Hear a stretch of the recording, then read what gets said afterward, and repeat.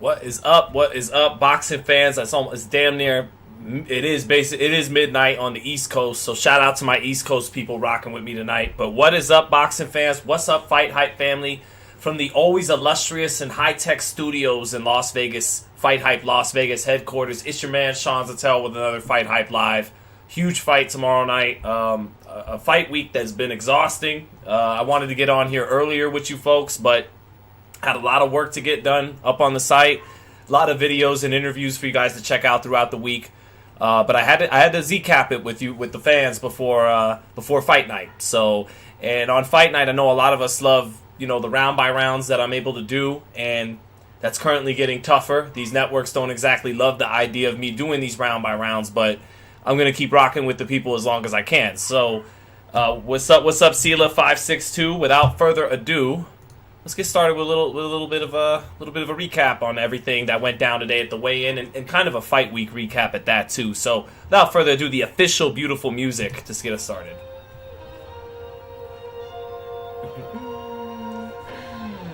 Yes, it is official. The time is almost upon us on the East Coast. It is fight day already. Ryan Garcia against Gervonta Davis, and I've been favoring Davis to win this fight by, second half of the fight getting a knockout throughout the build-up to this fight. I'm sticking to my guns. It's the sweet science, and Davis has shown us more of the sweet science, offense to defense, defense to offense, punching arsenal with both hands, got every punch in the book. So, the sweet science, I favor Gervonta Davis. I agree with him that he's the more complete fighter. But this week, this week I've been noticing some encouraging signs from Ryan Garcia that have pushed me to give him a better chance than I originally thought he had when I did a Z-cap after his workout. He didn't look great in Beverly Hills last week on the mitts. I know he was punching at 20 to 50%, but he still looked very basic, and Tank, as opposed to Tank, who in his media day showed a lot of angles and pivots and footwork and defense, and Ryan kind of just standing straight up, throwing a straight right hand and a left hook and a jab, looking more basic by comparison. Ryan, I also said last week, looked weak at 139 pounds over a week away from fight night. He looked a little thin, a little drained, and didn't have a lot of energy that day. And then I pointed out his lower back, which was very soft and didn't really have any muscle to it. But then fight week came, and that energy that was lacking in Beverly Hills last week was there throughout fight week. And playing armchair psychologist isn't going to negate breaking down the sweet science of why I originally favored Davis. I favored Davis for inside the ring boxing reasons, but Garcia, he's thrown some heavy shit out there. Yesterday's press conference, when he very much started to make it sound like there's a moment of reckoning upon Gervonta Davis. And, that's a little heavy-handed to talk about, and Ryan is very devout in his belief. As so he states, only he really knows that. And I got my dog barking so annoying in the back, but wish someone would help me with that. But anyways, faith can't be underestimated sometimes when a guy really does believe God is on his side, and he'll be willing to walk through anything to get to what he feels is his destiny. And, which will bring me to one of my first points, and we'll take a look at that right now, which is, faith can't be underestimated. And examples of this are Fury Wilder and Ali Foreman. Tyson Fury against Deontay Wilder. Hold on, I got a dog, I got to shut up. Hey, can someone shut this fucking dog up? Shut up. Alright. Anyway, sorry about that, folks. But in Fury and Wilder and in Ali Foreman, those were two fights, in some ways a little similar to this, in that Fury and Ali were thought of as fighting a fierce puncher in George Foreman, Deontay Wilder, a guy that other fighters, usually aren't afraid of anybody, had fear in their bones when they stepped into the ring with them. And I believe a lot of guys that Gervonta has faced have had fear in their bones when they've stepped into the ring with him. But Ryan, from what I can gather from him, and this is one of the beautiful things about covering the fights up close, is You get a little feel for the energy. You get to smell it up close. You even pick up on things that you can't see through the screen. And Ryan this week really started to speak from his chest. He wasn't just the enthusiastic hopping around like a jackrabbit. I'm going to knock Tank out in 2 rounds. I'm going to knock Tank out in 2 rounds. The young man really started to speak from his chest and started to drop some heavy shit on Tank yesterday at the press conference. You know, Gervonta was flashing the money at Ryan, and Ryan said, you know, you'll learn when you grow up. You know, it's not all about that, brother. That's not even what it's all about. And Gervonta tells him it's prize fighting, stupid. But what Ryan's basically trying to get at is good and evil. You know, you're a guy who worships money. You've had your issues in the past that are well publicized and everyone knows about it. And your moment of reckoning is upon you. And this is your karma. This is your fate for being the top dog around your divisions and not fighting the best of the best. This is your fate for your transgressions in the past.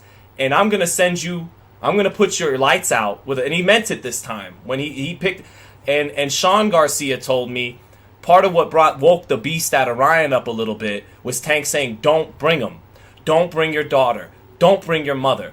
And that woke up Ryan a little bit. He started seeing those varicose veins coming out of his neck once he started going back with Tank. And I saw the fighter. I started to see the tough Mexican kid from Southern California with the monster left hook that can knock you out, and not the good-looking Instagram star that's cool with celebrities and Logan Paul. And what began to come out in that press conference as this week went on, and what came out at the weigh-in today, was that tough Mexican-American kid from Southern California who's always had people thinking he's a bitch, and he's not. And he was letting Tank know right there and then, like Jermaine Taylor did with Bernard Hopkins back in 2005, this is different. This is different. This isn't Hector Garcia. This isn't little Leo Santa Cruz. This isn't Mario Barrios. This is a guy who believed he was going to be a superstar since 5, 6, 7 years old. And I'm knocking you the fuck out with that left hook. I've been saying it all along, and that's what's going down. Just like Muhammad Ali told George Foreman, this is exactly what I'm going to do. You're going to throw punches like this and this and this and this and this and that, and I'm going to knock you out. Tyson Fury told Deontay Wilder, I'm going to run you over like an 18-wheeler. I'm going to take the fight right to you. We all thought he was full of shit. He's just playing gypsy mind games. He's not going to try and walk down the biggest puncher in recent heavyweight history in the last 15 to 20 years. That's exactly what he did. Ryan Garcia for over 2 years has been saying, I'm going to knock Tank out. I want this fight. It's destiny. I'm going to knock him out. I'm going to knock him out. Whether you believe in religion or not, it can have a profound effect on a fighter's determination and even thus performance. Ali as a practicing Muslim against Foreman. Fury as a practicing Christian against Ali. Maybe Ryan Garcia with his belief, it gives him a sense of destiny that he now that all ends if he leaves his chin up, gets caught with a left hand in the 6th round, and he's out cold. You know, there's your destiny. But what I'm saying is the young man, he brought some fire that I felt and I believed, and I think even Tank felt it a little bit. And there was no punking him today at the weigh-in. He shoved Rolly Romero off the stage. Hector Garcia, he gave him a shove and squared up with him.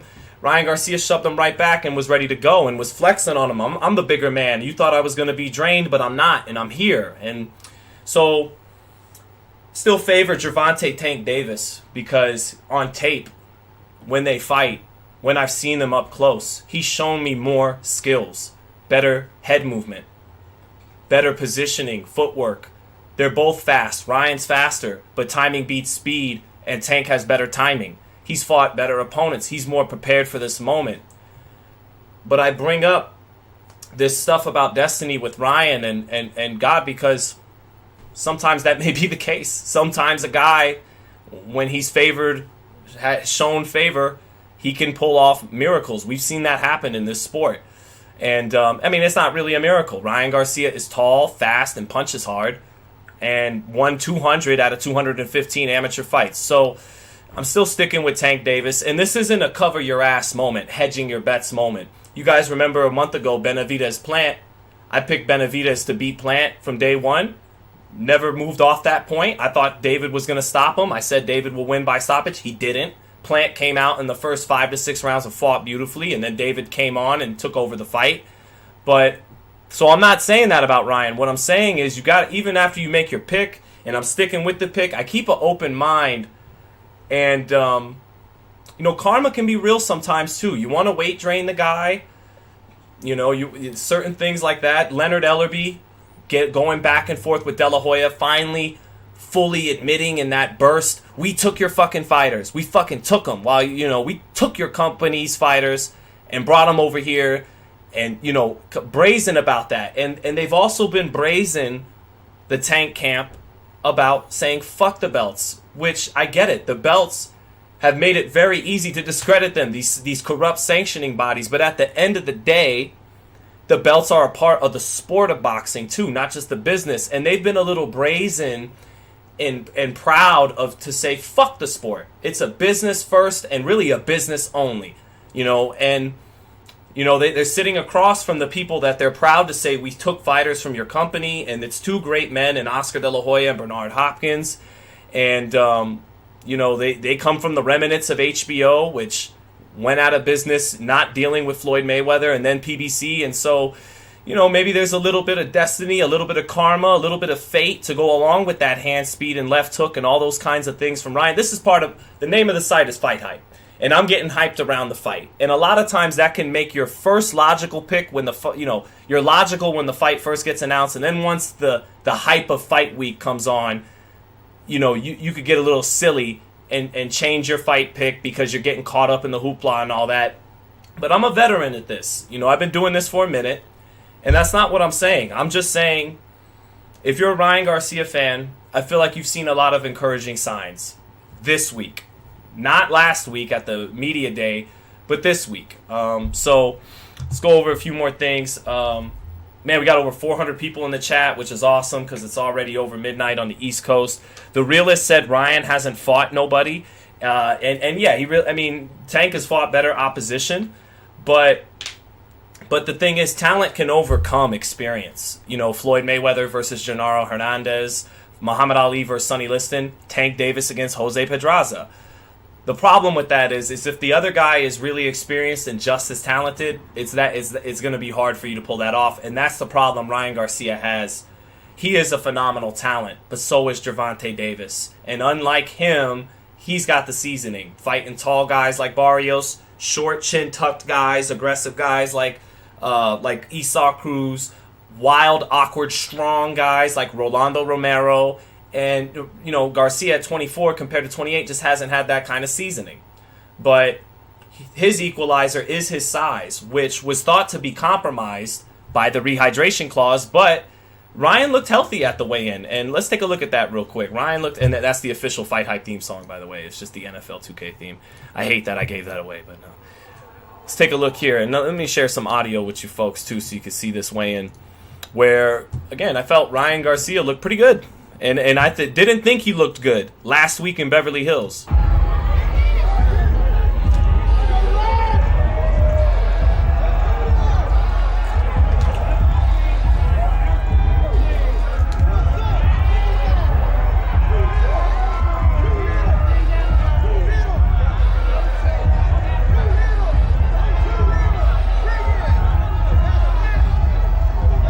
Look at Ryan saying, no, it's cool, Tom Brown. I got it. Let him. No, we're good. I got this. Let him keep talking.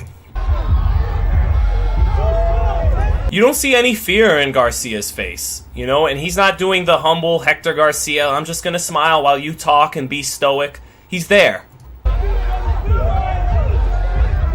He said, I feel strong. I feel strong. And then this is where Tank goes back and forth with the great Hall of Famer Bernard Hopkins. This is a better angle for how he went off on Bernard. Yes, I did. No, we good. We good. Don't get it. Hey, let him do that. They good. You ain't got to touch it. You ain't got to touch it. You ain't got to touch it. Don't touch it. I got that.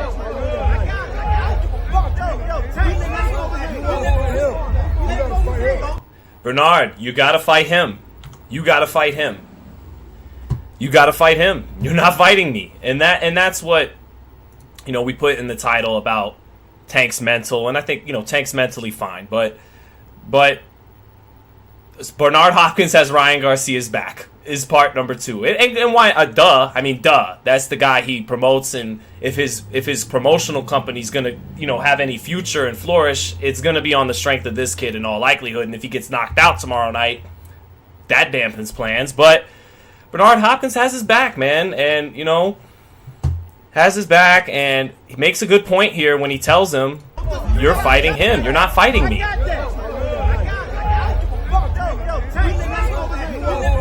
Look at Davis's eyes.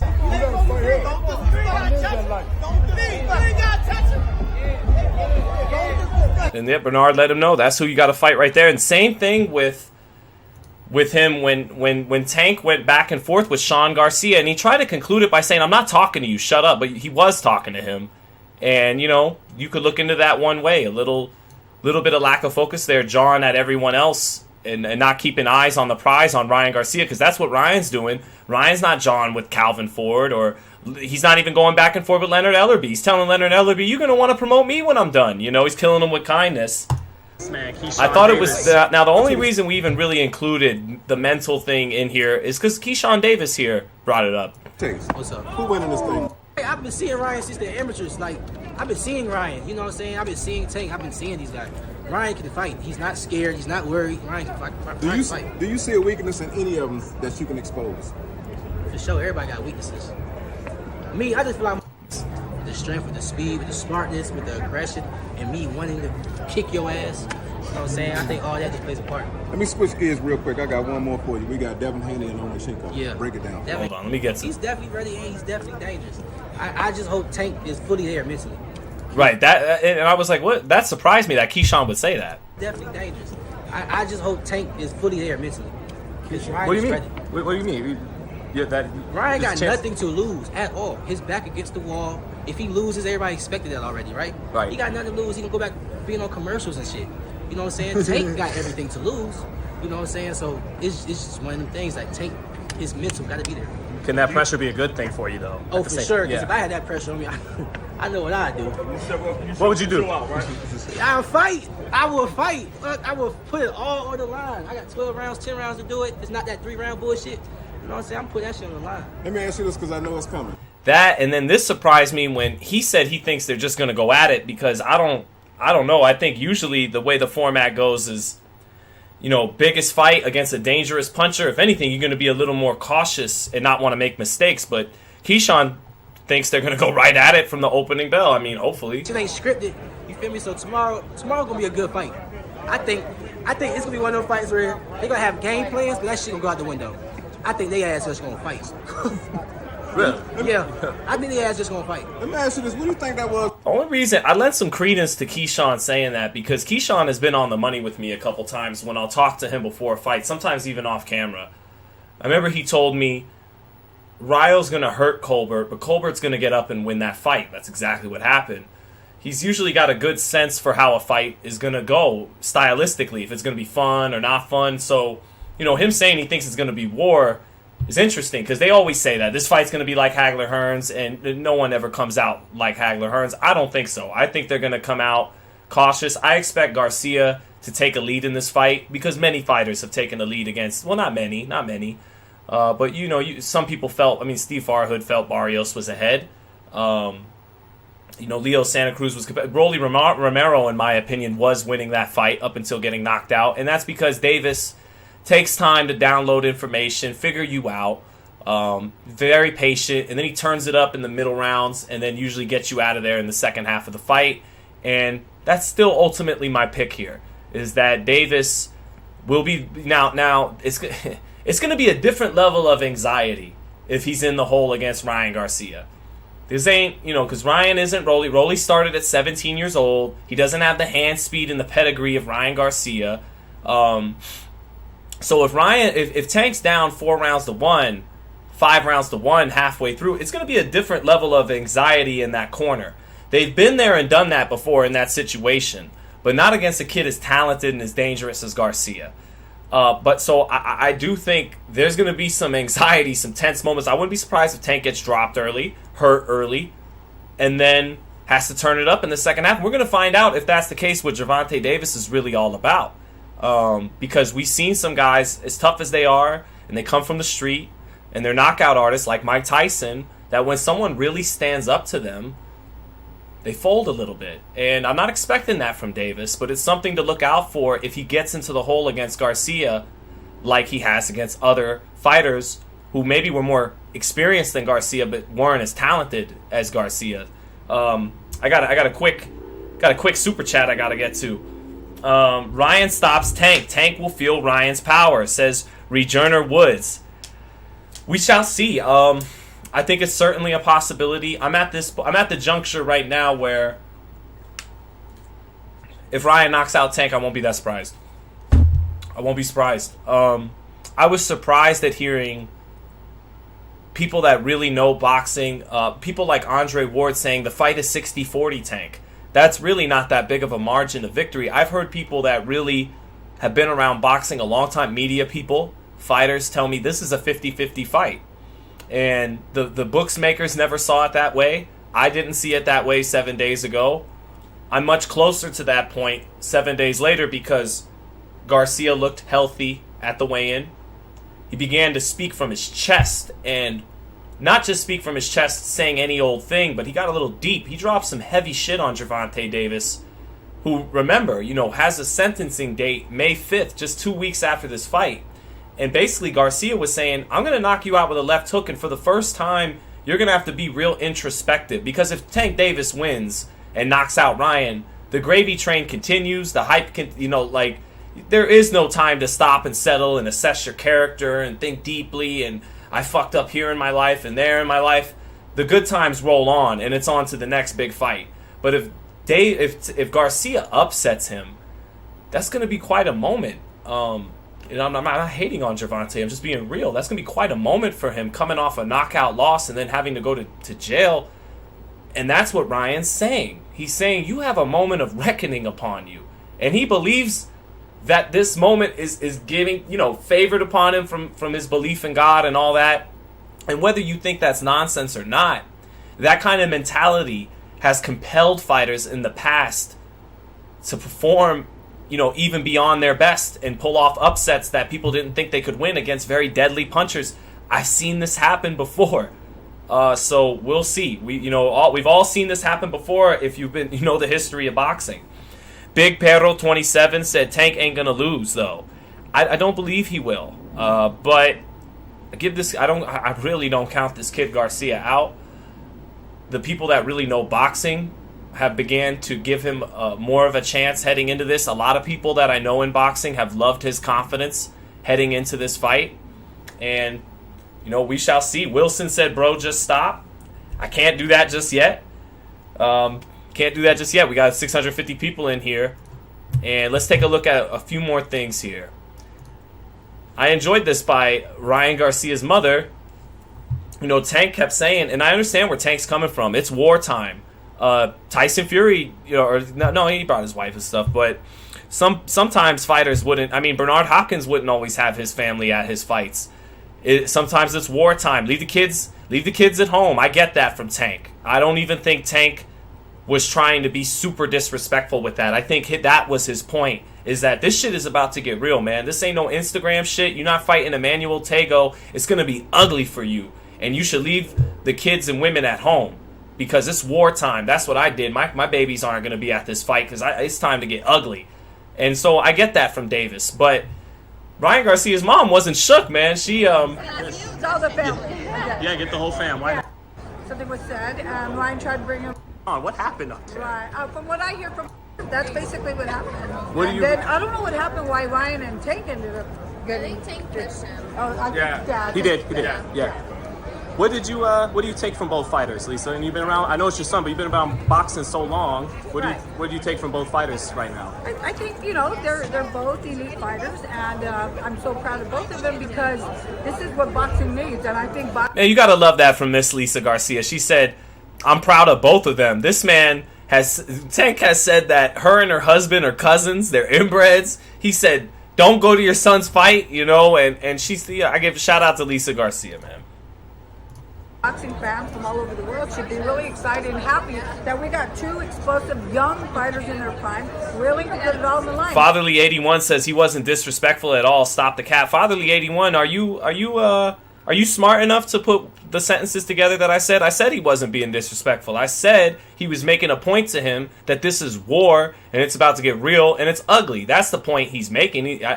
So, yep. And that's what champions do, right? They don't worry about a loss. They don't worry about, what's going to happen to their record. Because part of the sport is sometimes you do lose, right? I mean, look at basketball fans, baseball fans. When their team lose, they don't give up on their fans. So don't give up on your favorite boxer, That's what I say. What's your reaction? It got heated at that press conference, and he said, "Don't bring it." Hey, Gustavo Fontalba, thank you, brother. Shout out to Esperanza Fontalba. Big shout out to you, and keep loving boxing. I hope you enjoy the fight Saturday night. Esperanza, beautiful name too.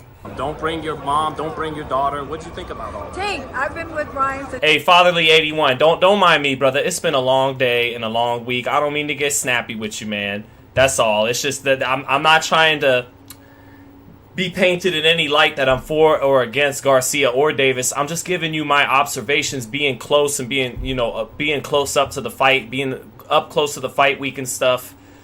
I didn't like what I saw from Ryan Garcia last week in LA. I liked what I've seen from him, and his chances have gone up in my book. I'm still favoring Davis. That's still my pick, but I think Davis is going to be behind halfway through the fight. I wouldn't be surprised if he gets hurt or dropped early in the fight.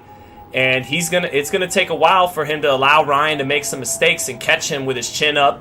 In an exchange, he's gonna have to take him to deep waters, like he's been saying.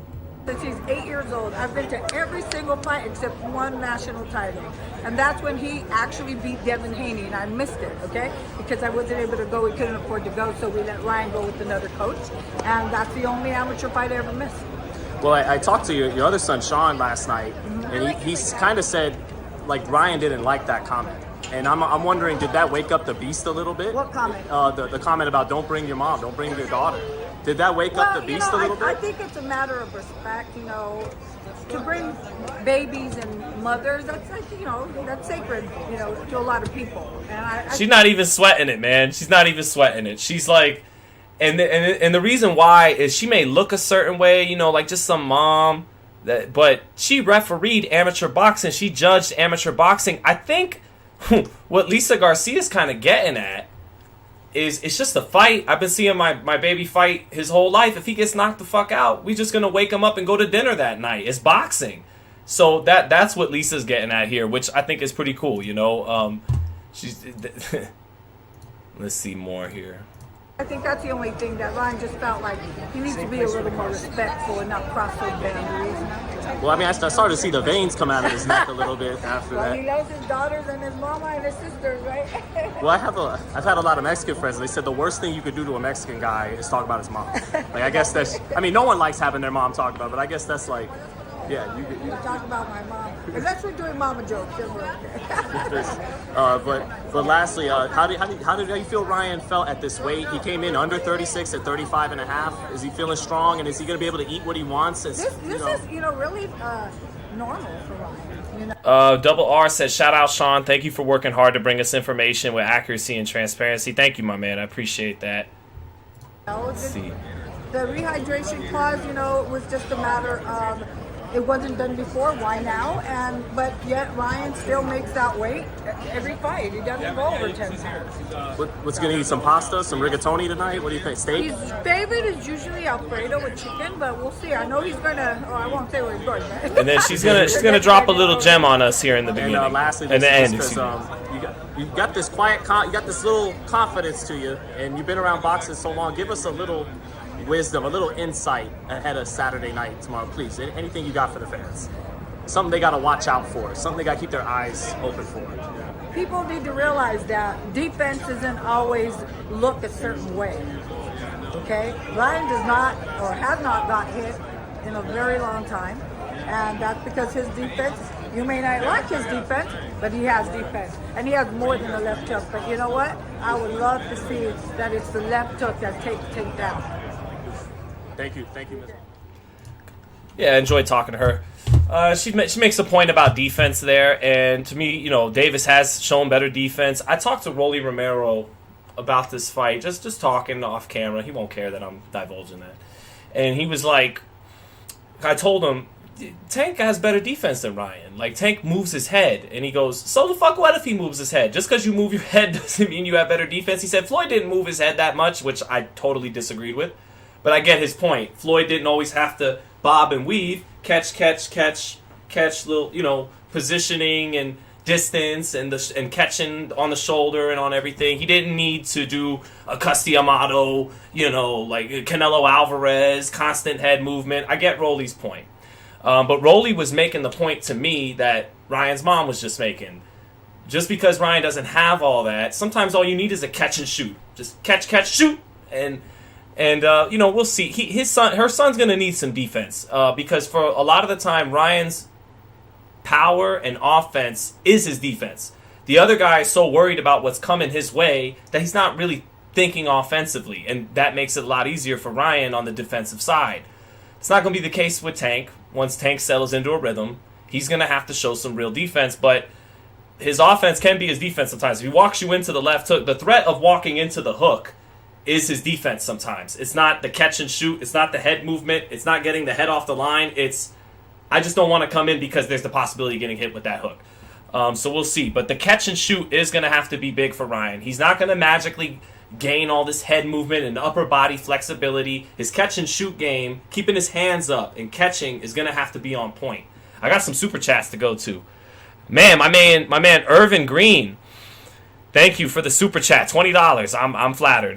My man Irvin Green said Bernard Hopkins tried to step in for Ryan by acting like he was saving Tank from falling off the stage. Really, he saw Tank winning that mental warfare game.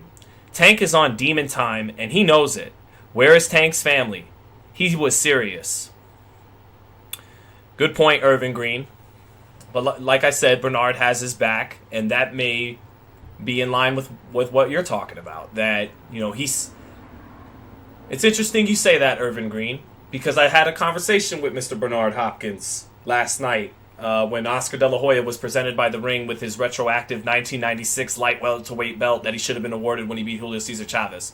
But I got a chance to talk with the great Bernard Hopkins, and one thing he told me, Irvin, was that they didn't want me on stage at the press conference.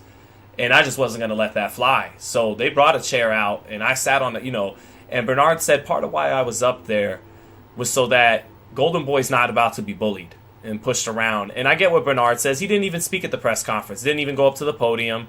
But he means just my energy, just my presence being there. I got Oscar and Ryan's back. And that's what I saw from Bernard at that weigh-in. And you're right. And I don't agree with you, Irvin Green. I don't think he thought his guy was shook and he was trying to save him. I just think, Bernard is saying I'm as much a promoter as anybody else, and why do I got to stand around and wait for Tom Brown or for someone to separate these guys? They're jawing back and forth. A push is going to happen, which it did. And I think Bernard was just trying to get in there, and yeah, it's questionable. Why touch Tank first and not your fighter? And Calvin snapped on him for that. But Bernard don't give a fuck. And when Tank looked over at Bernard unfazed is like, you got to fight him, And it's no secret, I'm a Bernard Hopkins fanboy. So it's going to be tough for me to go against B-Hop. But I appreciate your comment, Irvin Green. Again, I'm going to read it again.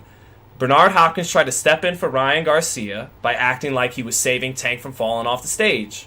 Really what he saw was Tank winning that mental warfare game. Tank is on demon time and he knows it. Where is Tank's family? He was serious. And we have seen his mom in the past, Kendra Brown, be at those fights. I have a feeling she's still going to be there Saturday night. I know Tank said she won't be. I got to see that to believe it. She's been at every other fight. So we'll see. But... Raphael32, thank you for the super chat. My man Raphael32 always holding it down with us in the chat. And he said that, Sean, big ups. Fighters today have no dance partners. Rest in peace Arturo Gatti, Vernon Forrest, and Paul Williams, who is deceased, not paralyzed. Or excuse me, who is not deceased, but paralyzed.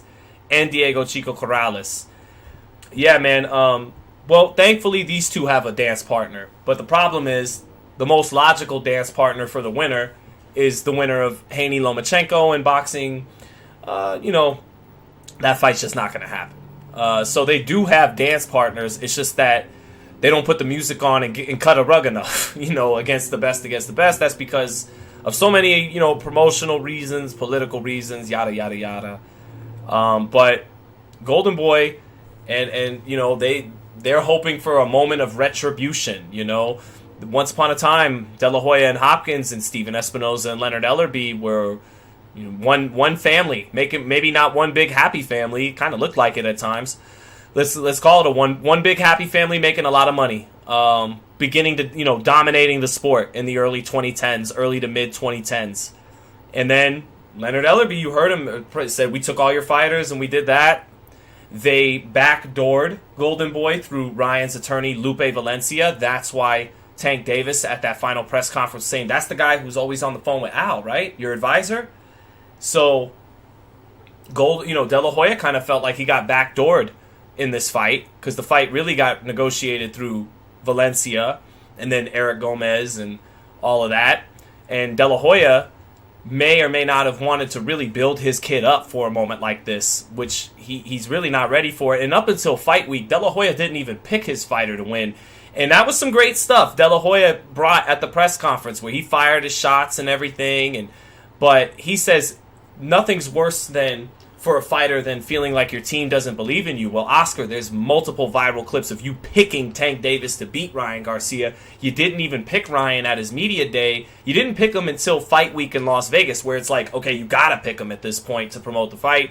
So, as much as I enjoyed, the fighter, Oscar, not just the promoter, it's going to be a great fight, and Ryan Garcia and Tank Davis are both great fighters, and he spoke from his chest, and as did Garcia, and I began to like some of the energy from Team Garcia, not so much Joe Goosen, but from Oscar, Ryan, his family, Bernard, began to say, okay, these guys really think they can win this thing Saturday night, and I still favor Davis, as does the books, but so I'm just looking forward to it, man.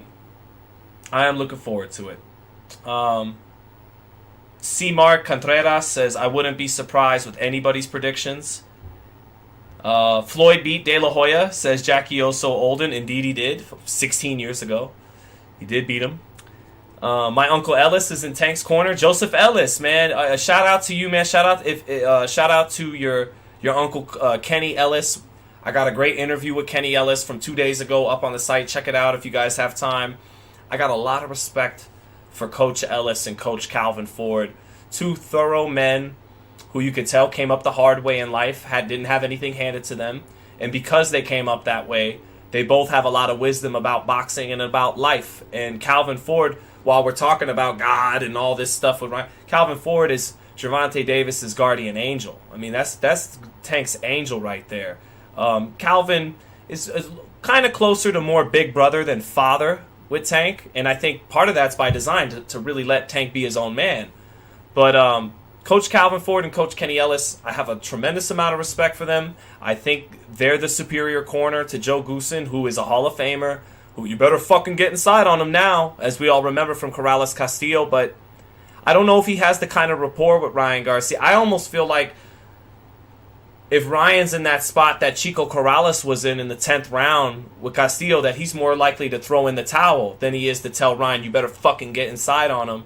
Because he's been very praising of Ryan, never constructive criticism, it never feels like he's the coach in charge and you're the fighter and you train for as many minutes or like Calvin. Calvin gives Tank a 1 hour time limit. He holds that stopwatch.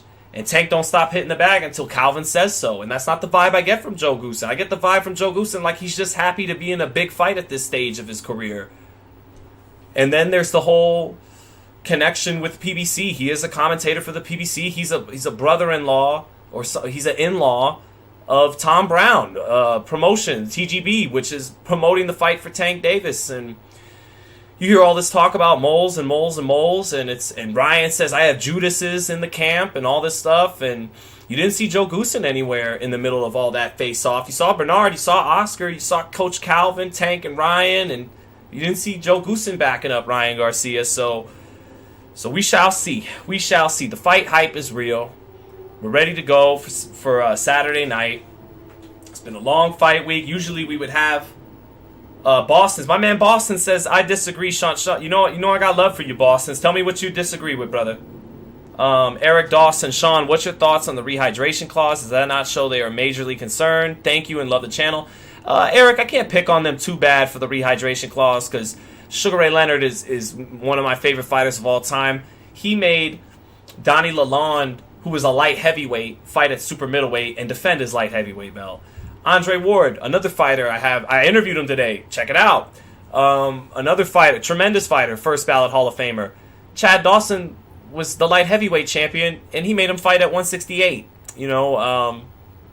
So it's nothing new. Floyd Mayweather with Canelo got him down to 152. So some of the greatest fighters in boxing history have Floyd, Oscar with the 10-ounce Reyes gloves. I don't really hold him making Floyd come up to 54 against him. I'm the champion. You want the belt? Come up to this weight class. But he did make him wear the 10-ounce gloves, and I think affected the ring size and things like that. So, I don't want to say, oh, that's weak. It's not something I like. I don't really think boxing fans like that.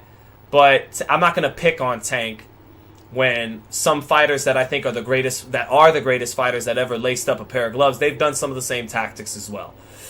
The Goosen connection is conspiratorial, Sean.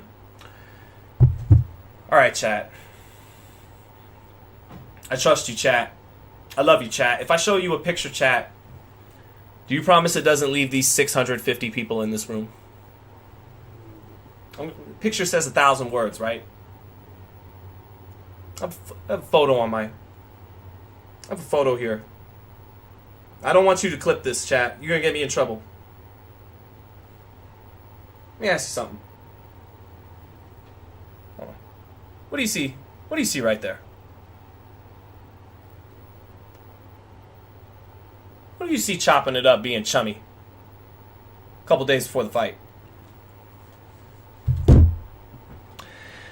Junior Woods saying, watch the fight. Tank Rolly back. Tank was not in control. Believe me, he was not. Rolly would make an amateur mistake, and Rolly is really slow and not enough reach and length, and Tank was worried about the power from Rolly. I pretty much agree with everything you said, Rejoiner Woods. But I think Rolly was winning that fight. I think he was controlling the real estate a little bit. But Tank turned up his defense a little bit in the 5th round. And that made Rolly start to reach, and so Tank then got the knockout. So that's a credit to Tank for making adjustments in that fight and getting the knockout. It wasn't really an impressive performance up until that left hand that knocked Romero out, but it was only the 6th round. I think Davis was just getting warmed up at that point, and Davis is really dangerous from 6 onward, 5 to 6 onward, and so Rolly was winning the fight at that point. But Davis was just beginning to get into his rhythm, and literally the first big left hand he landed ended the fight. So, that is to be taken into account. Now, that having been said, Rejoiner, like you said, Ryan has some things that Rolly didn't have. He started boxing at 5 or 6 years old. Rolly didn't start until 17. He was a jiu-jitsu guy who didn't box until he was almost a legal adult.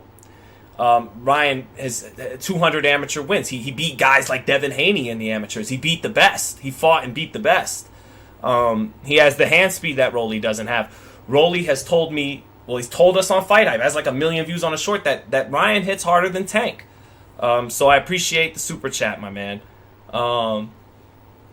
Yeah, chat, I hope you guys enjoyed that picture. I took a risk on that one. You guys could get me in trouble if you put that out there. I wasn't supposed to take that picture. So let's keep that on the low. But, so we shall see. Oh, my man, True School Sports. True School Sports is downstairs. Come upstairs, True School. You want to say what's up? You want to say what's up to the people on the live, True School? You can come upstairs. My man, True School, working his ass off out from South Florida. Sometimes I like to save my man some money, let him rock with me, stay in the house. My son loves him. My son gets a fun tío, a fun uncle for the day. So shout out to my man True School, who's been holding it down all fight week. That's one of my partners right there.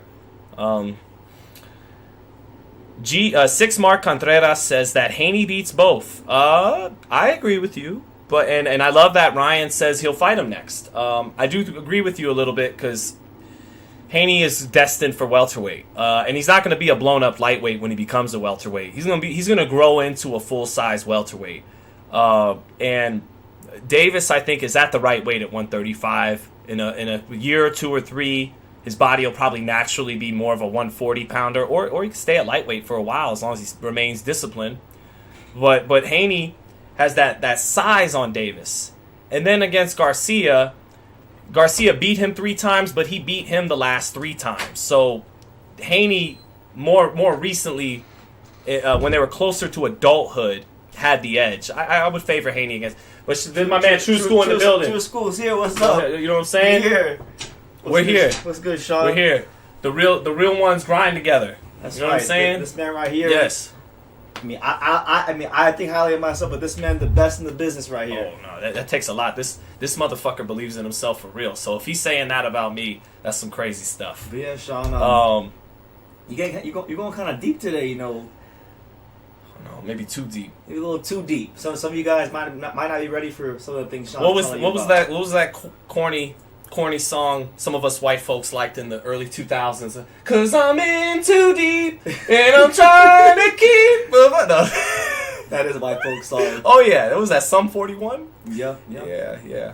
In American Pie. Shout out to the 2 American Pie movies. But Sean, it seems like, you know. Oh, you got Ryan. Now look, I gotta say, guys, I've always had Ryan since before this fight was signed, and you know I've been around for the fight week festivities and the media workouts, so I've gone back and forth, but I never quite moved off my pick. I waited till fight week. You did for a couple days. For a couple days. We went to Beverly Hills, and you didn't like what you saw either. That's true. I didn't. But I waited till fight week, and Ryan looks better. Like he looks like a guy that is ready to win. He looks like a guy with strong conviction. He looks like a guy that knows it's his moment to win the fight. Now, nobody in the media seems to be picking Ryan. No, I'm still not. I have Ryan just to get a record. I have it on record. I mean, I'm hedging my bets like a motherfucker with this live, but I'm still not picking him. I have it on record on my channel. I'll say it again here on FightHype. I got Ryan Garcia. It was initially by decision. I'm starting to think maybe the boxing gods of HBO might be descending upon Ryan Garcia to give him the strength he needs to knock out Gervonta Davis, because the whole thing of Bernard Hopkins, right? You don't push Bernard Hopkins. You don't do these type of things. Now you're angering the boxing gods. Can't do that. They shine upon Bernard, Sugar Ray Robinson, and Muhammad Ali, Carlos Monzon, Marvin Hagler. They accept Bernard as one of their own. Yeah. And you touch one of their brothers, and you haven't earned that brotherhood yet. You or Ryan haven't earned that brotherhood yet. Go ahead, Brendan. Yeah, like you don't do these type of things. There's just some people. Can I curse on here? Beyond reproach? Yes. There's some people that you don't mess with. Yeah, Bernard's a narcissist sometimes. Yeah, Bernard probably shouldn't have put his hands on Tank first, but he's Bernard Hopkins. You don't do that. Go ahead. Sean, you were a little closer to the stage than I was. What did you sense as far as Ryan? I got to get to a couple super chats real quick. Get to the super chats. Caesar Nava said, Caesar Nava, I'm not even going to repeat that. Thank you for the super chat. That's not true. It could be. It is speculation. It's speculation. Allegedly. It could be Lupe Valencia, man. It might not be. You know, Joe Goosen, a Hall of Fame trainer, man. I don't. I feel kind of bad putting. Have you asked the chat who do you guys think the mole is? Alexander Garcia said, from watching Tank's thank you for the super chat, Alex, and thank you too, Caesar Nava, so much. From watching Tank's past fights, I've noticed he gets hit a lot, even by slower fighters than Ryan. Do you think Tank will be able to adjust to Ryan's punch speed? It's a good question. Tank, he said in that All Access that he's not even really that fast for real. He is that fast. Ryan, whether the rest of his skills are going to hold up, that's the question tomorrow night. But the speed is real. I think he's faster than Tank, but Tank has better timing. Timing beats speed. And Tank is very fast himself. He has elite level speed. It's just that Ryan has like that Amir Khan crazy speed, But Tank is very fast as well. Do I think Tank will be able to adjust to Ryan's punch speed? I do. And I think that in the second half of I think as the fight, middle portion of the fight, 5, 6, 7, and beyond, I wouldn't be surprised if, like the Romero fight, Tank turns up the defense, gets slicker, gets into a better rhythm defensively.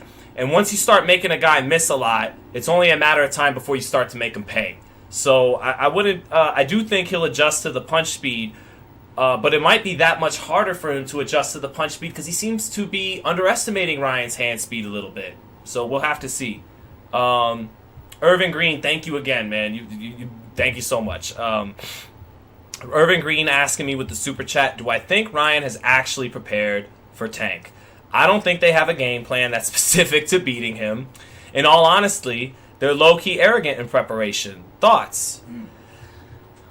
I did say that to Brendan before. Yeah, well, that I kind of think Ryan might be winging it. Like his talent has gotten him through every fight up until this point. It's been simply I'm big, fast, and punch hard, and that's been enough. So I understand why you would think that. He made a comment at the press. Although Joe Goosen said they got 3 or 4 game plans. That's what Joe says. Yeah, but go ahead. Ryan made a comment yesterday at the press conference where he basically stated that Tank has like the lowest punch output in the lightweight division. I'm most accurate too, though. Say that. Yeah, but it's not his job to worry about that. It's his job to find the weakness and exploit it. So I feel like you don't make statements like that if you haven't done any sort of preparation. At least that's how I take that comment. Irvin Green, thank God we brought him in the chat. He may have actually gave you a better answer than I would have. That's a good point, Brennan. That's a good point. But Irvin Green, I get what you're getting at. That he's just looking to wing it on his talent. That's why he's bringing up that hook. I'm going to just walk you into the hook. I'm just walk you into the hook, you know? So I get it. I get it. I mean, Joe Goosen says they got a couple of game plans. We'll see. Sean, you know, I remember. I know you remember this at the Tego media workout we went that one time. Tip Bayless. Oh, we got Tip Bayless in the super chat. Tip Bayless said it's going all 12. Don't you have him by? That's right. UD. Talk to him, Tip. Talk to him. Tip ain't picking Ryan by UD. I bet Tip ain't picking Ryan by UD though. He's halfway there though. He's got. Irvin Green said, Brendan, you can learn that by watching interviews though. What? Like he's saying. You don't even have to really watch tape on Gervonta. You could have just seen his punch stats on like Dan Canobio's CompuBox Twitter. Like that doesn't necessarily mean he actually studied his opponent. I think is what Irvin Green's getting at. Okay, that's fair enough. Self-production says Sean and BT new podcast. If you guys support it, then we'll do it. You know that idea has been thrown out there in the past by influential people in boxing. So y'all let the people know. Let the people know, man. Jimmy R said, give it up for Shaggy from Scooby-Doo. Indeed, give it up. Give it up. Let's hear it. I was Bruno Mars before I got the haircut, too, so Shaggy and Bruno Mars. Let me hear it, brother. But, so, Dice Skate said ES News is better. Hey, you are entitled to your opinion, my friend. Yeah. Shout out to ES News. Yeah. But thanks for rocking with us. You should, if you feel like we're second best, you could just stay in the live. You know, right? I don't think they're live right now, so you can fuck with the B team if that's how you feel. It goes all 12. Ryan didn't commit, says Windy City Assassin. Tip Bayless said Tank by. See, yeah, I knew Tip wasn't picking. Right, yeah. Tank by split decision. Open your DraftKings, boys. Tip Bayless, always love having you in the chat, man. I hope to see you at the fight. I know I've seen you at a couple of the fights too. Rejoiner Woods, you're too kind, man. With these, thank you so much for the super chat. Rejoiner Woods said, "I think Ryan is going to hurt Tank, which the left hook with the left hook on the top of the head. Hold on, let me see here. I think Ryan's going to hurt Tank with the left hook on the top of the head. I don't think Tank can take a lot, and Tank lets his right hand down a lot and cannot shoot that left a lot when he can't get off the left hand a lot if he's going to drop the right hand while he does it." So that's how Rejoiner Wood says it. And I seen a meme going around where, you know what, I think I got it right here. Hold on. Yeah, the meme going on about how he drops his lead hand when he comes over the top with the left. Here it is. Shout out to my cuzzo in Brooklyn, Vincent Romano, for sending me that. There it is. Right. You see right there, Ryan on the bottom picture, in the top picture too, dropping his lead hand. And people thinking that that's exactly how he gets knocked out, is dropping his lead hand and getting checked by the hook against the taller guy trying to cut distance. Maybe that's exactly what happens. But one thing, and this ain't the best view, but if you look at that picture, look where Romero's shoulder is at in regards to Davis's chin. And you'll see that, yeah, Davis has the right hand low, but his chin is off the line. So if your chin's off the line, sometimes your hand doesn't have to be in the perfect place to still get out of the way of the shot, especially if you're delivering one that the other guy's going to get hit by because his chin's not off the line, which Ryan's chin never really is off the line. So, you know, that's something I got to say about that. Can I comment on that? Yeah, go ahead. Yeah, I feel like I could definitely see that happening because I'm of the mindset that I think Tank is going to do what he always does, which is give away many of the early rounds. And if he's down, let's say after 4 or 5 rounds, if he's down 4, come on, Tank, we got dooby-doo. You know, he's gonna feel this urgency to throw, you know, take more risk and commit more to shots. And I just think it's gonna open up the right hand for Ryan Garcia, which he said one time, if you remember at the Tego workout, he said the right hand does the dirty work for the left hook. Right. So ultimately, yes, that's what I see happening. The southpaw orthodox matchup, the right hand opens the key to the left hook, and yeah, that winds up happening. That's what has to, that all along the path to victory for Ryan has always been. Tank digs himself into holes sometimes. Let him do it. Don't go crazy. Don't expend your energy. Don't let him get a look at that left hook too many times so that he can figure it out. Because Davis is smarter than he gets credit for in figuring guys out. And so if early on Davis is doing what he did to Romero and he's fighting on the outside, he's kind of giving away rounds, then just take what the defense gives you, which is really that straight right hand. Because if he's staying on the outside, to get the hook off, you got to step into the shot, right? That's why Ryan keeps saying, I'm going to walk him into the hook. He's not saying I'm going to go after him with it. He says, I'm going to be tall and let him eventually walk into one, right? So in the first half of the fight, when he's keeping at arm's length, you touch him with the straight right hand against the southpaw, and then when you bury him into a hole like Brennan's talking about and he has to take chances in the second half of the fight, that's when you can get the hook off. That's when you can get the hook off because the other guy's behind and he's the shorter guy and he's got to cut distance, and that's when he can walk into that hook. But if early on and you're anxious and you're reaching with it, that's how you can get fucked up. So that's what we got to see. And now I got a super chat I got to get to by my man Jordan Maxey. Making it rain today. They are.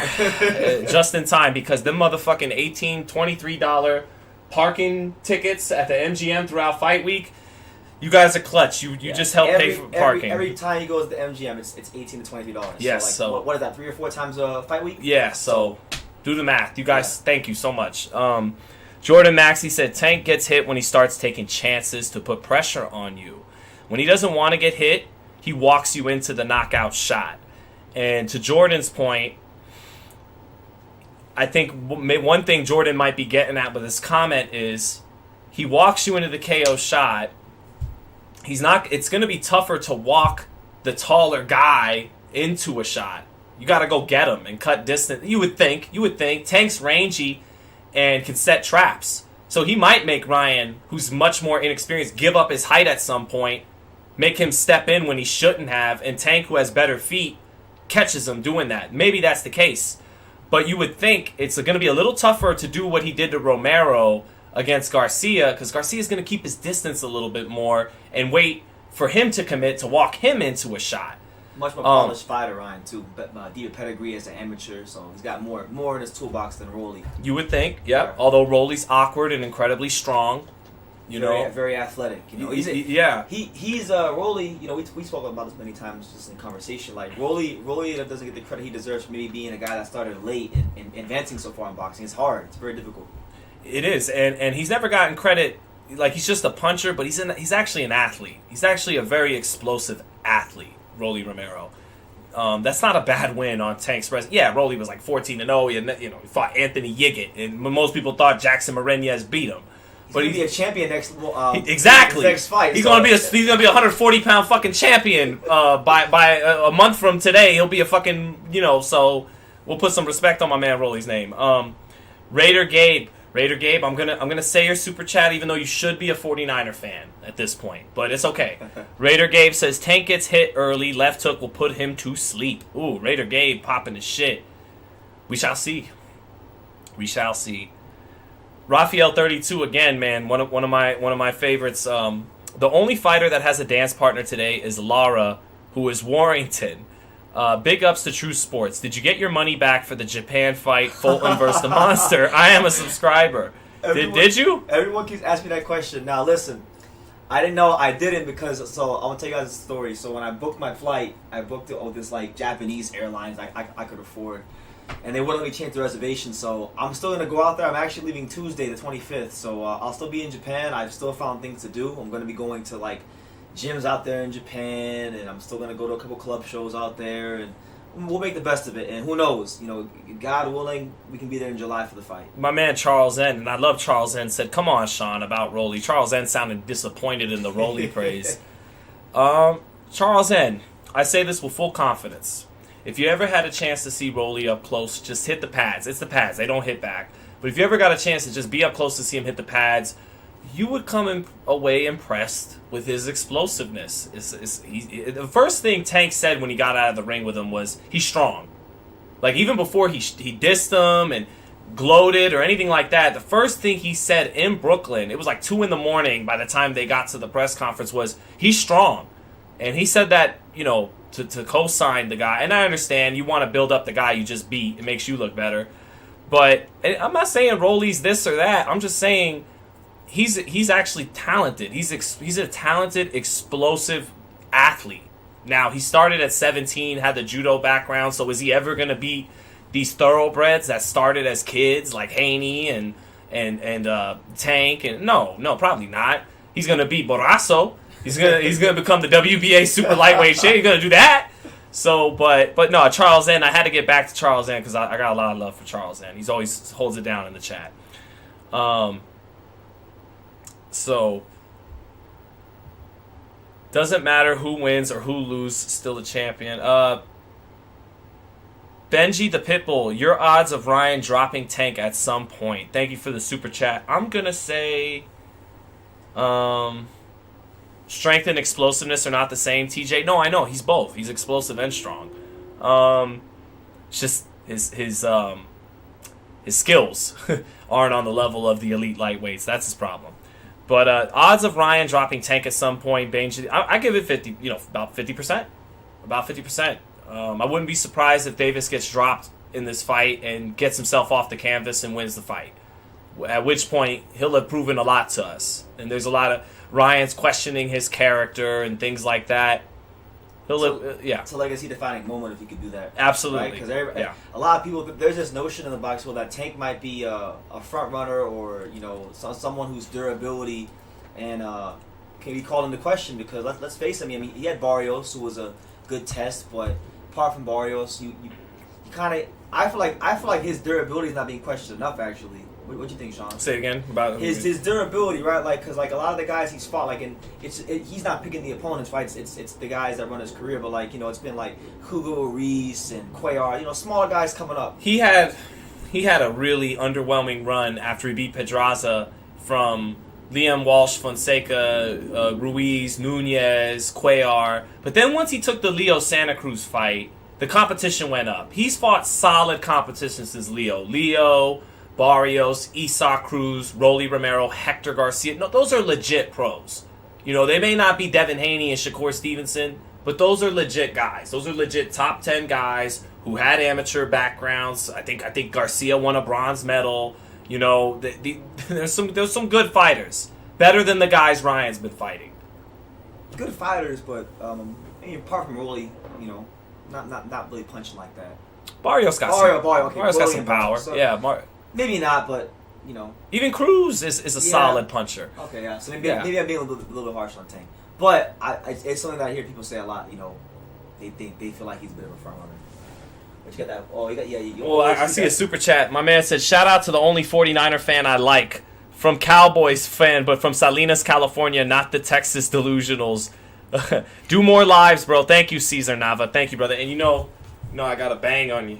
I gotta be like Jamal Charlo was yesterday, rocking the man. Shout out to Jamal Charlo. He really is the best middleweight in the world.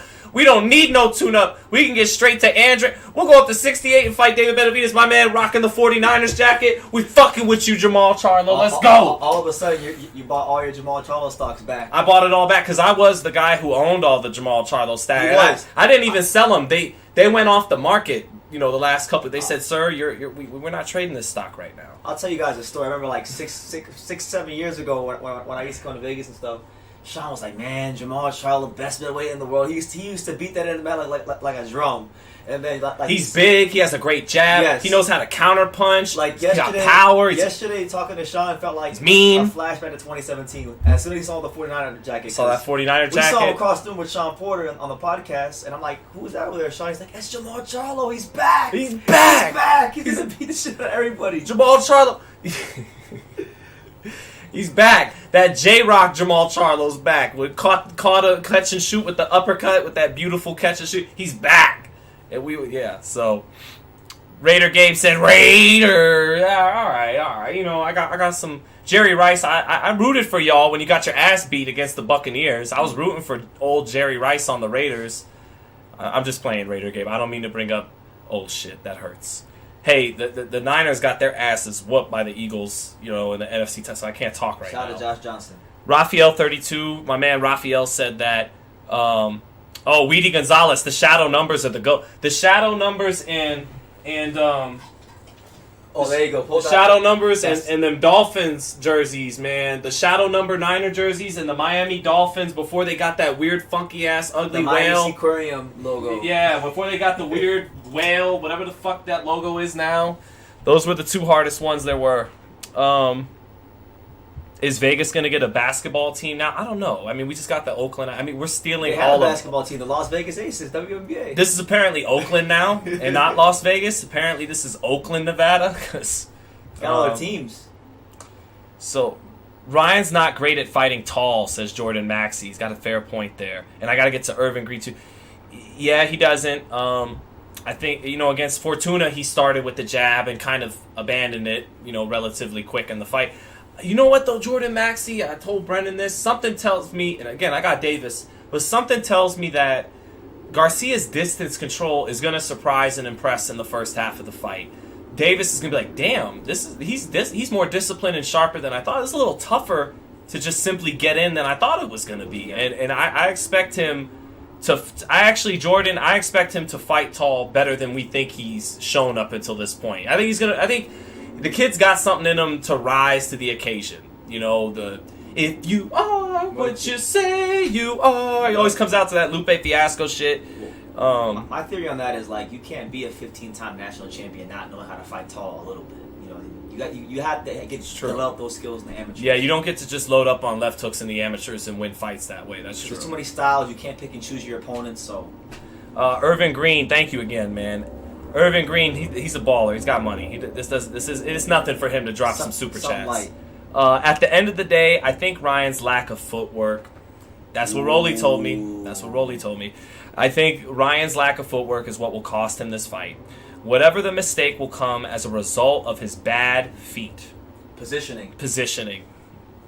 Yeah. Well, we saw Tank at Barry's practicing, getting underneath a lot of those shots. Positioning, footwork, feints, pivoting, pulling. Ryan hasn't shown all of that in his arsenal. And actually, to your point, Irvin Green, and I've said this all along with this fight, is that the obvious stuff is what has sold this fight and these two fighters. Hand speed, punching power, and knockouts, right? But I think what's going to win this fight for Davis is the stuff that doesn't sell pay-per-views and highlight reels. Feints, positioning, defense, patience, timing. The nuances of boxing. The subtleties that at first, when Ryan's in the lead, he'll have that lead. But as time goes on, my man Max Kellerman likes to say, class tells over time. And I do expect that to happen in this fight. I do think class will tell. Ryan will be ahead halfway through, that's going to really, like I said, it's going to cause more anxiety in the Davis corner. They've been in that position before, but not against a kid this talented and dangerous. It's going to be a little more anxiety, I think, if that's what goes down. Davis gets himself in that hole. But I do think The stuff that's not sexy, the stuff that doesn't make Instagram, TikTok highlight reels, the positioning, the feints, the subtle, that's going to begin to work and get Tank in his favor as the longer the fight goes on. Let's see. I hope you guys have enjoyed this so much. This ain't a PBC home fight for Tank Weedy Gonzalez. Indeed, it's not. It's not, and that's what De La Hoya and Team Golden Boy are getting at. You got a real fight on your hands, and they're bringing that energy now. Like this ain't some guy who's getting a nice check from PBC to get his ass whooped by Tank to continue the gravy train. We want to end all that. We want our gravy train.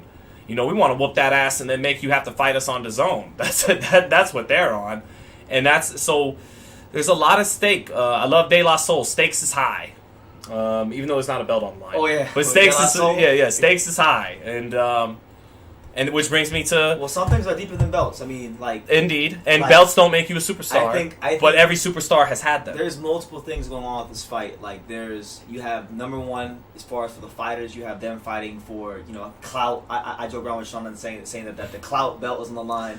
The winner will get VIP access in Los Angeles nightclubs next to the rappers and all the famous athletes of the world. That's right. No, I wanted Michael. Imagine Michael Buffer says, 12 rounds of boxing for the undisputed social media lightweight championship of the world. Of the world, Craig. Sponsored by Nemiroff and presented by Premier Boxing Champions and Golden Boy Promotions. But the second part of it is obviously the political aspect, right? You got all the history with Golden Boy and Al Heyman and whatnot, so... It all spilled out at the press conference. If Ryan which real quick brings me to my final point. The bad blood is real between the fighters and part of the teams. Because Joe Goosen and Calvin Ford are getting along great. But Calvin Ford, Bernard Hopkins, Oscar De La Hoya, Leonard Eller, B. Tank Davis, Ryan Garcia, they're not getting along great. So the bad blood is real. This goes deeper than Tank and Ryan. The bad blood between those two teams has began before either one of them was a professional. They were kids when this started. They were kids when this started. So, Tank's team feels like they did the right... Maybe this is Fury Wilder all over again, like they did with Deontay Wilder. We get this guy, Fury. He's fat. He's getting off drugs. People want us to do some type of cross-promotional fight with Wilder. Let's do this one. Let's beat his ass. That didn't work out. It's maybe same thing here. When people want us to eventually do a cross-promotional fight, Haney and Stevenson, they don't got the public image this kid has quite yet, and we think this kid's more beatable than both of them. He isn't a world champion like those two are. Maybe that goes wrong, just like it did in the Wilder fight. We shall see. We will know our answer 24 hours from now. It's a lot of similarities too, right? Because I heard you mention it earlier with when Fury fought Wilder and he hired Sugar Hill Stewart for the rematch. And he told him what he was going to do to his face. And people laughed and they scoffed, and then... You're not going to do that to this scary, fearsome puncher. You're going to get your ass beat. Yeah, and then, he beat Deontay Wilder. He beat the brakes off him. He's never in the same sense. So, yeah, man, but we got to wake up early tomorrow. Oh. We got to get up at 9 o'clock in the morning to well, not wake up, we got to leave at 9 o'clock. Tell them we're talking to tomorrow. We're talking to... Only in America! Only in America. I just seen him. I just interviewed him in January. We got to catch up with Don King and Adrian Broner, the newest dynamic duo in boxing. And, just one thing about Don King, Bob Arum has outlasted him. Yes. But never equaled his creative genius at his peak, Don King. If it was up to Arum, Ali Foreman would have just been another top-ranked big Madison Square Garden fight. That fight was all but agreed to with Bob Arum, who promoted many Ali fights, until the creative genius, Don King, came up with this outside-of-the-box idea. We can go to Africa, and you can win the fight in the motherland. Who does that? When no one thinks you can do it. And Ali said, I see exactly what you see. Let's do it. And people who've never seen Ali Foreman, people who never watch boxing know the Rumble in the Jungle, the Thriller in Manila. Yeah. So, shout out to Don King. I hope the man's got something for it. He tends to trail off and go in all kinds of directions that have nothing to do with what you asked him. But I look forward to seeing the legendary Don King. I look forward to seeing, AB, Adrian Broner, And you guys keep it locked here on Fight. Anything you got to say, BT? I got a super chat we got to get to too. Okay. Anything I gotta say? Yeah, definitely keep it locked to Fight Hype. Fight And Hype. True School.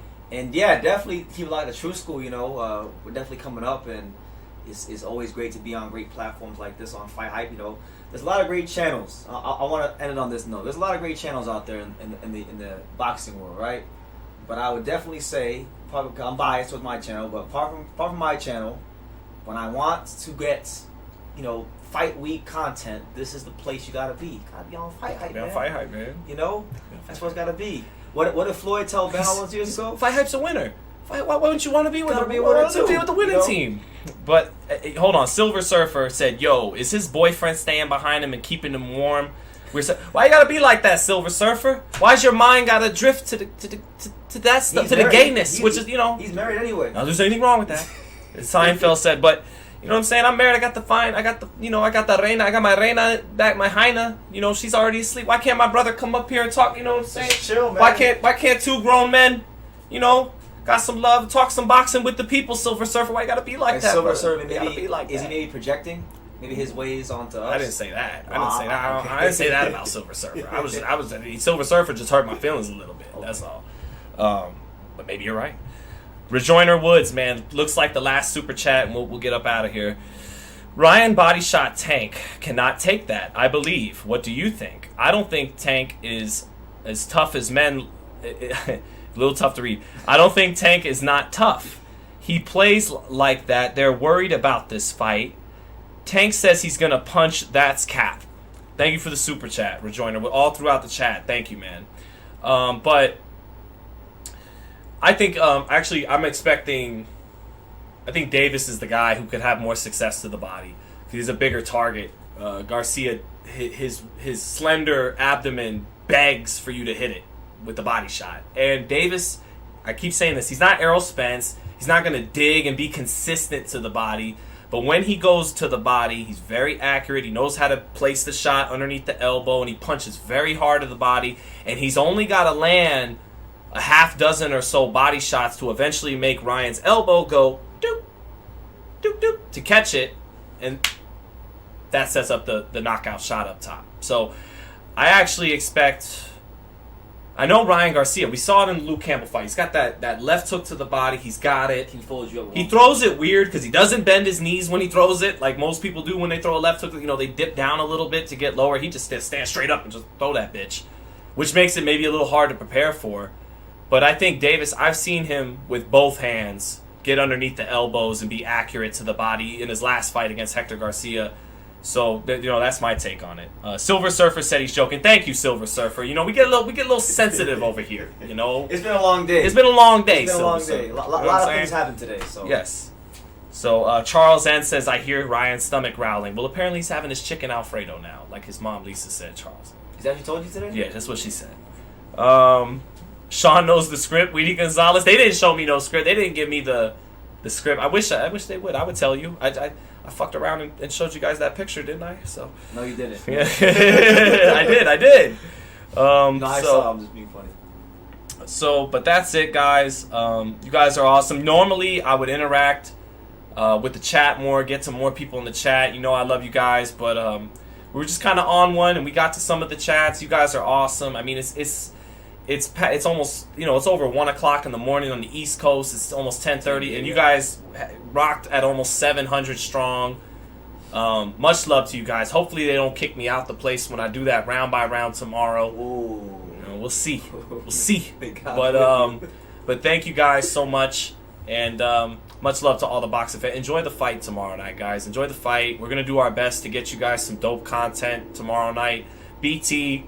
He built his own channel off his back, as Bernard Hopkins said, from the muscle. Oh man! But he's rocking with FightHype tomorrow night. So be on the lookout for some of his content, my content, Ron Goodall, and the whole FightHype team. And much love to everyone. Have a great rest of the night. Enjoy the fights tomorrow night. Enjoy them. Bye, everyone.